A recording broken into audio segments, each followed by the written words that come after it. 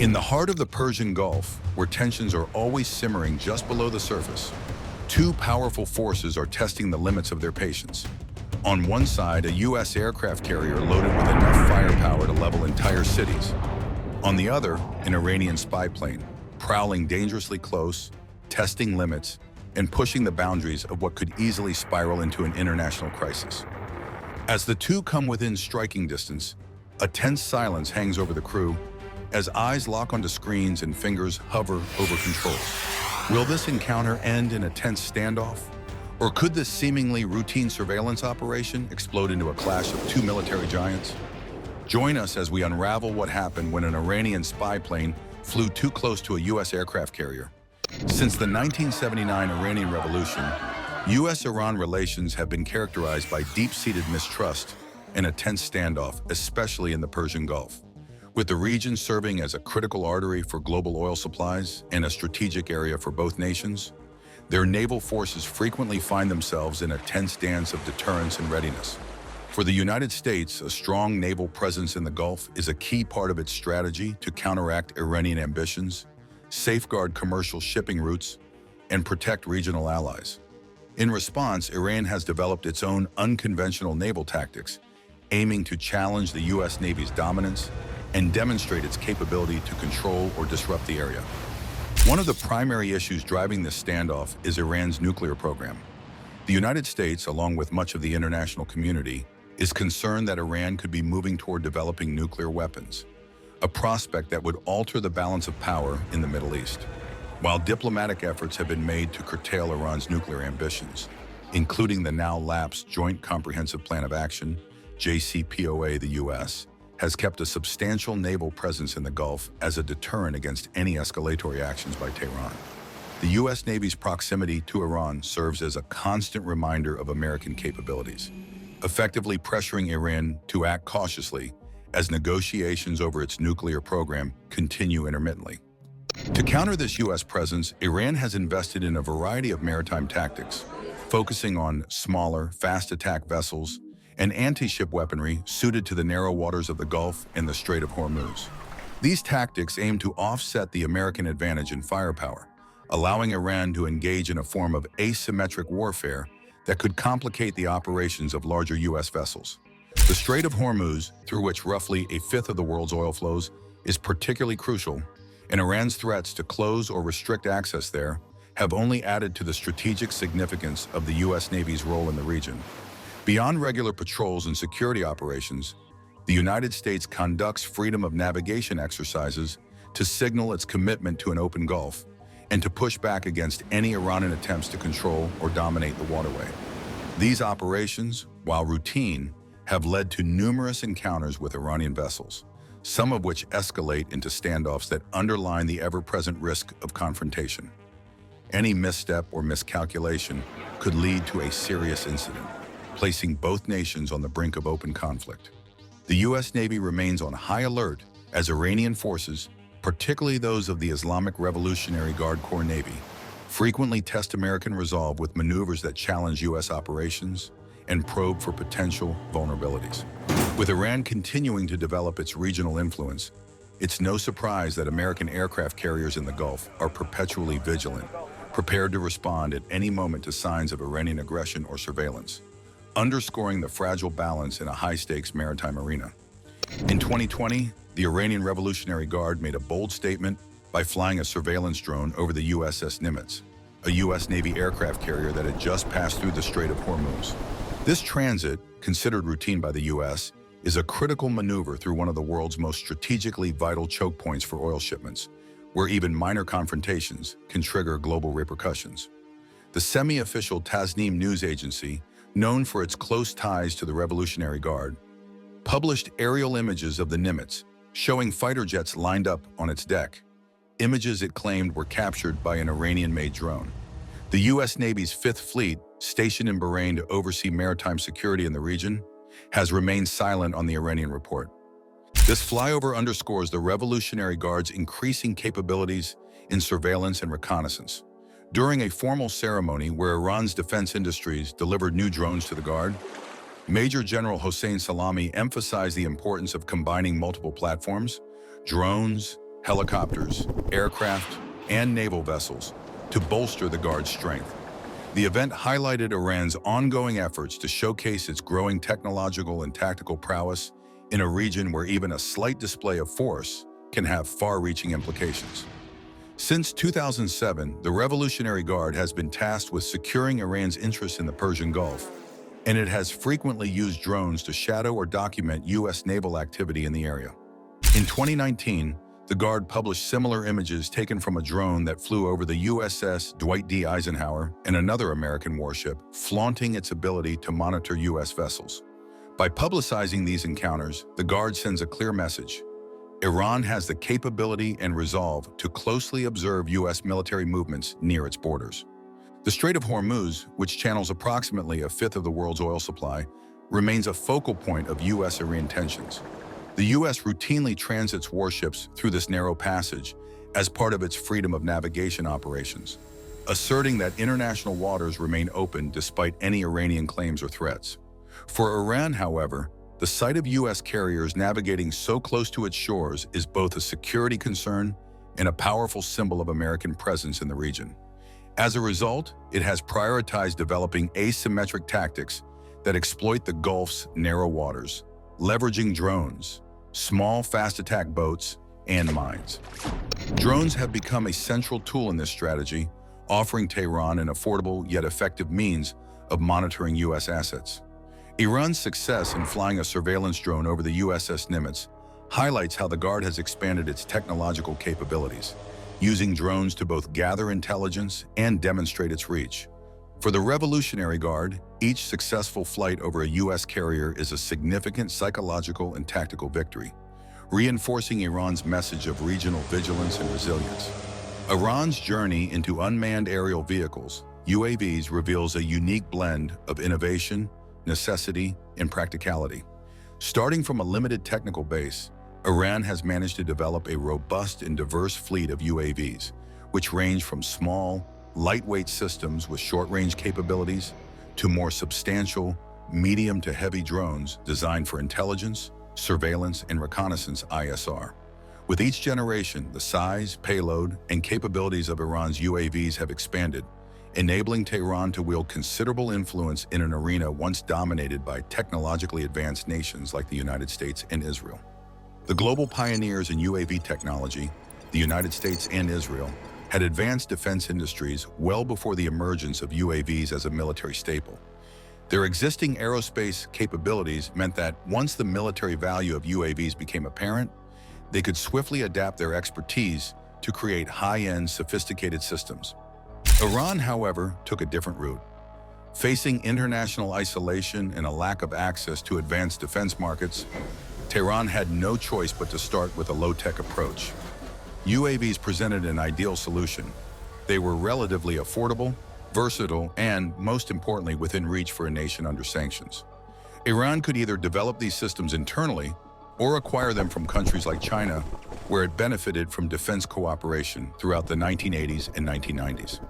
This early reliance on foreign partnerships, particularly with China, influenced the design of Iran's initial UAVs, some of which had a clear Chinese look.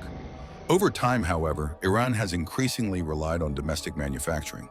Most of its current UAV fleet is produced within Iran's borders, and only a few critical components are thought to be sourced from the gray market or acquired covertly. United Nations reports have noted some ongoing illicit component acquisitions, but the overall design and production are now largely homegrown. This move toward self-sufficiency was fueled by necessity. Unable to source high-tech parts openly, Iran became adept at reverse engineering and adapting foreign designs to its own needs.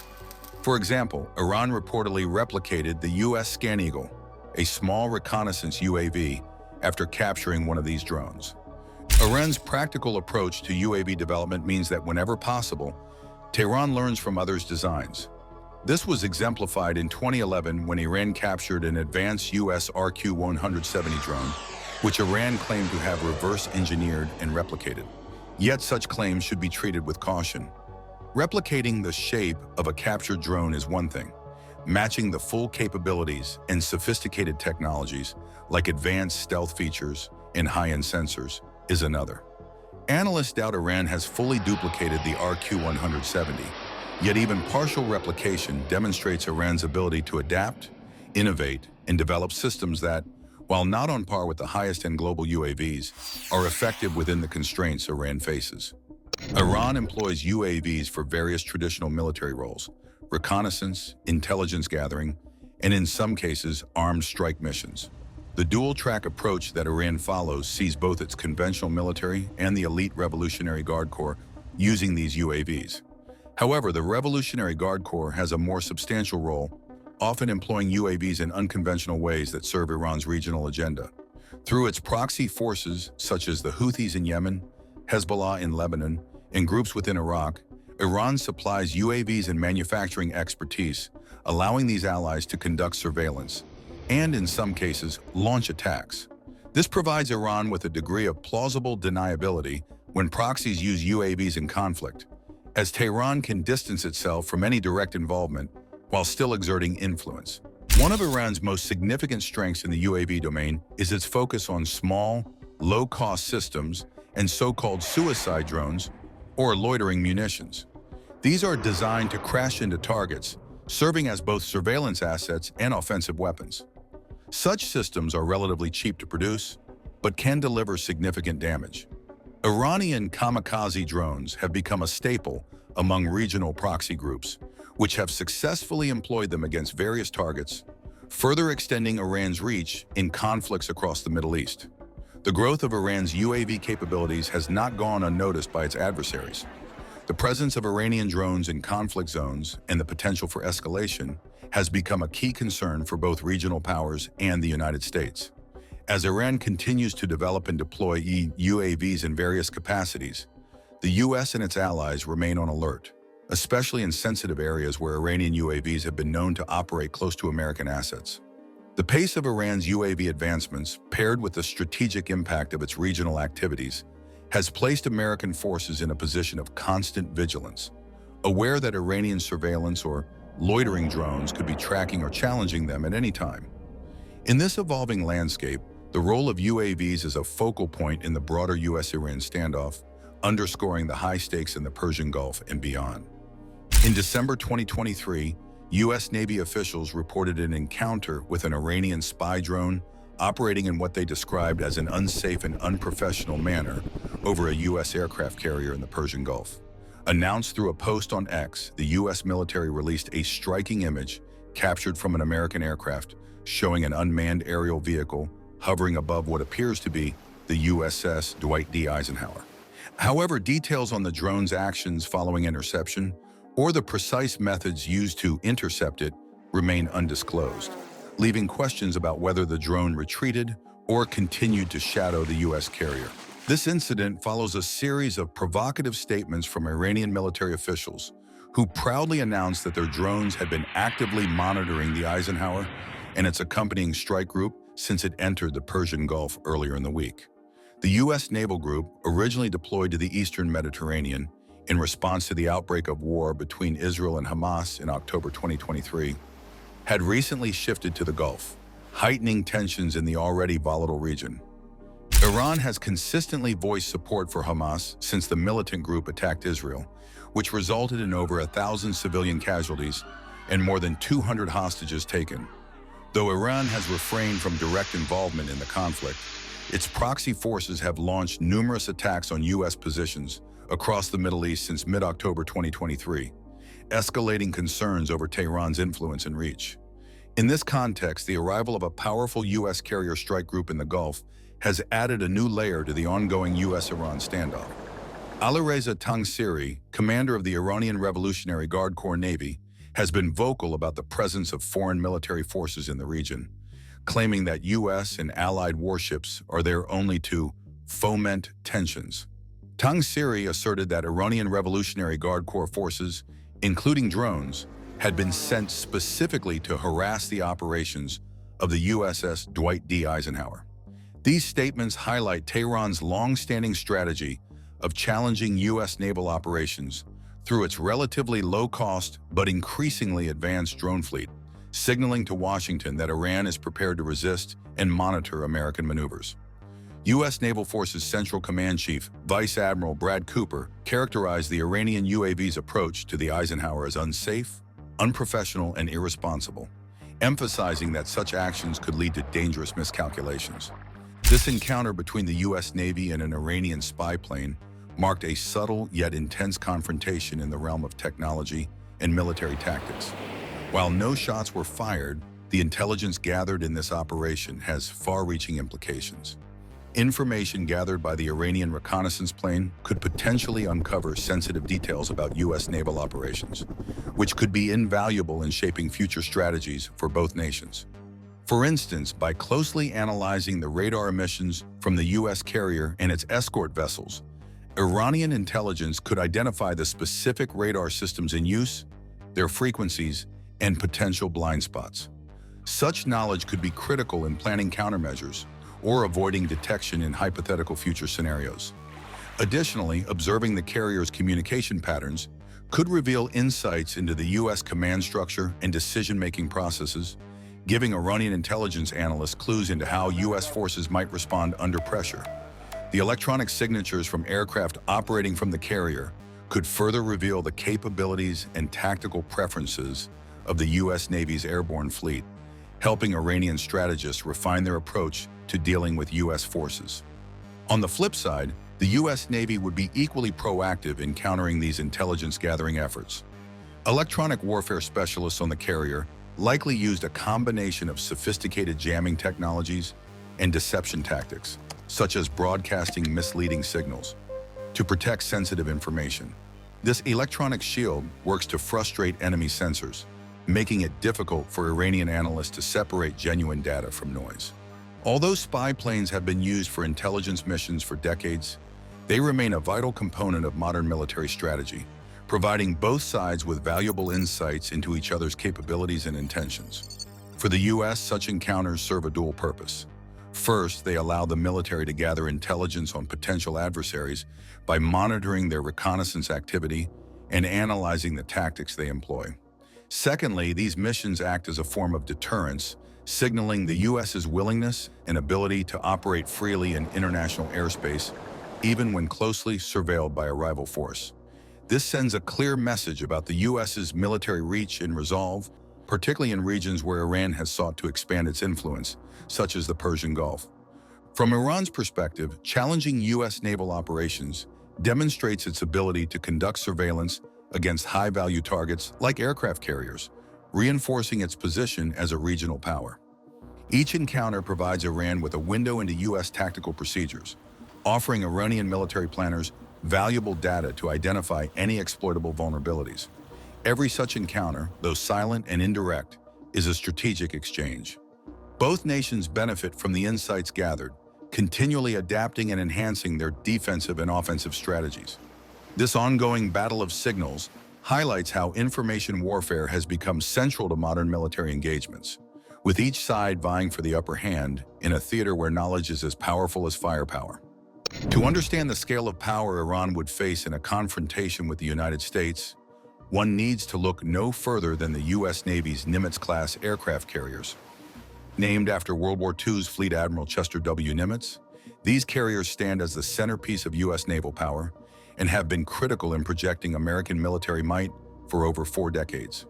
Each Nimitz-class carrier, outfitted with state-of-the-art technology, massive flight decks, and a nuclear propulsion system, represents a self-contained mobile base capable of dominating sea, air, and even coastal targets.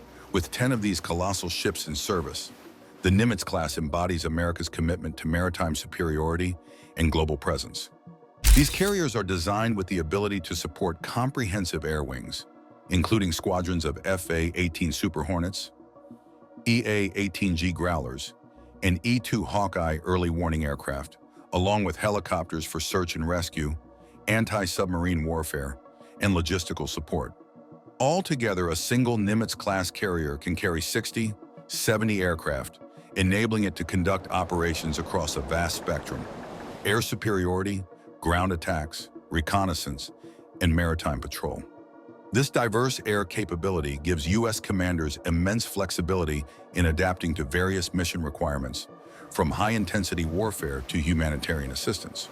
For Iran, this means that a Nimitz-class carrier deployed near its coastline would serve as a mobile fortress, capable of striking targets deep within Iranian territory while coordinating with allies across the region. One of the defining features of the Nimitz-class carriers is their expansive, angled flight deck, a crucial design element that enhances both the safety and efficiency of air operations. The angled deck, combined with powerful steam catapults, allows simultaneous aircraft launches and landings, a crucial factor in maintaining a high tempo during intensive air operations. Aircraft can be launched in rapid succession, while returning planes are guided safely under the flight deck using arrestor wires. This operational tempo enables the carrier's air wing to sustain missions without interruption, making it a formidable opponent in any conflict scenario. The carrier's multi-mission capability also sets them apart. Unlike conventional ships, which may be limited to specific roles, Nimitz-class carriers are built to handle a variety of missions: air superiority, sea control, power projection, and even non-combat humanitarian assistance. This versatility allows them to seamlessly shift from combat to crisis response mode as situations demand. For instance, during humanitarian crises, these carriers can deliver critical supplies, provide medical care, and serve as a command hub for relief operations. In a potential confrontation with Iran, the U.S. Navy would be able to swiftly adjust its operations to counter any emerging threats, from conventional military targets to asymmetric tactics employed by Iranian forces. One of the most significant advantages the Nimitz-class carriers hold is their propulsion system. Powered by two Westinghouse A4W nuclear reactors, each carrier can operate at speeds exceeding 30 knots, which is about 56 kilometers per hour or 35 miles per hour. This impressive speed gives the carriers remarkable strategic flexibility, allowing them to deploy rapidly across oceans or move into strategic positions along the Iranian coastline. Unlike conventionally powered ships, which require frequent refueling stops, the nuclear propulsion system grants Nimitz-class carriers near unlimited endurance at sea, permitting months-long deployments. This not only expands the carrier's operational reach, but also ensures that they can maintain an extended presence without needing to pull back for resupply, an asset that could be critical in a sustained military operation.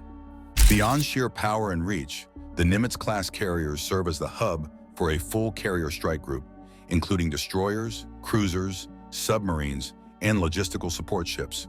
Each of these accompanying vessels brings specialized capabilities to the carrier's defense, from anti-submarine warfare to missile defense, creating a layered security envelope around the carrier. Together, this carrier strike group operates as a floating city and fortress, highly difficult to approach, let alone challenge. For Iran, this means that any direct engagement with a carrier strike group would require overcoming not only the carrier itself, but also a network of supporting warships, creating a formidable defensive shield. A Nimitz-class carrier's radar suite is integral to its effectiveness, ensuring comprehensive situational awareness across vast distances. The AN/SPS-48 E3D air search radar provides precise, three-dimensional tracking of aerial threats, allowing the carrier to detect and track high-speed targets at considerable range. Working alongside this radar is the AN/SPS-49V 52D air search radar, which specializes in long-range detection, offering an additional layer of surveillance and enhancing the carrier's defensive posture.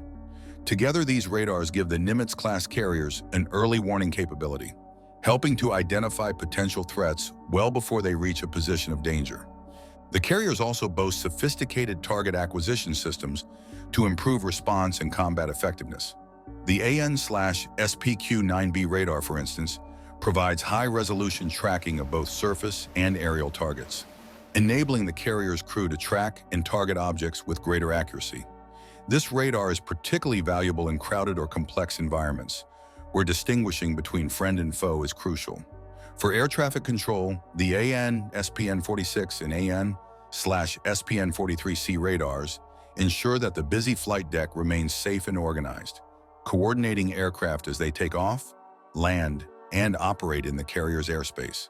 Meanwhile, the AN/SPN-41 landing aid radar assists pilots during landing, guiding them with precision to the deck in any weather. Aboard these carriers, advanced electronic warfare systems are a critical component of the defensive framework. The AN/SLQ-32 electronic warfare suite can detect and jam enemy radar and communication signals, effectively disrupting potential attacks and confusing hostile forces. This suite is complemented by the Nautical active missile decoy system, which releases a false target to divert incoming missiles away from the carrier. These capabilities add layers of protection, allowing the Nimitz-class carriers to defend themselves against even the most sophisticated electronic threats, while remaining a resilient command center at sea. But a Nimitz-class carrier's strength lies not only in its defense capabilities, but also in its impressive air wing. Functioning as a floating airbase, each carrier typically houses around 90 aircraft, ready to launch at a moment's notice. The F/A-18 Hornet and F/A-18E/F Super Hornet are the primary fighter jets on board, known for their versatility and multi-role capabilities. These fighters serve as the carrier's front line for air-to-air combat, ground attack missions, and reconnaissance, reinforcing the carrier's reach and firepower. Alongside the F/A-18S, the EA-18G Growler plays a specialized role in electronic warfare, jamming enemy radar and communications to disrupt hostile operations. Another key player, the E-2C/D Hawkeye, provides airborne early warning and control, extending the radar coverage far beyond what the ship's onboard systems alone can achieve. By detecting and managing threats from the air, the Hawkeye acts as the carrier's eye in the sky, directing operations and enhancing situational awareness across the battlespace. Supporting logistical needs is the C-2A Greyhound, a carrier-on-board delivery, COD, aircraft that transports personnel, mail, and essential supplies from shore bases to the carrier. This logistical link is essential, keeping the carrier supplied and ready for prolonged missions at sea. Additionally, the carrier's helicopter fleet, including the MH-60S Seahawk and MH-60R Seahawk, provides critical anti-submarine warfare, search and rescue, and logistics support. The Seahawk helicopter's versatility allows them to operate in a range of environments, whether they're hunting submarines in the open ocean or performing search and rescue missions near shorelines. These helicopters significantly enhance the carrier's operational range and flexibility, capable of performing missions that would be challenging for fixed-wing aircraft. Altogether, the Nimitz-class aircraft carriers combine advanced radar and electronic warfare systems with a versatile air wing to maintain a dominant presence on the world's oceans. These capabilities allow the carriers not only to safeguard themselves and nearby assets, but also to project power and influence wherever they operate. In a rapidly evolving landscape of naval threats, the Nimitz-class carriers remain invaluable assets, their radars and aircraft constantly scanning the horizon to maintain readiness, resilience, and control. Could a close encounter like this, an Iranian spy plane flying within striking distance of a U.S. aircraft carrier, be the spark that ignites a larger confrontation between these two powerful forces? Let us know your opinion in the comments below.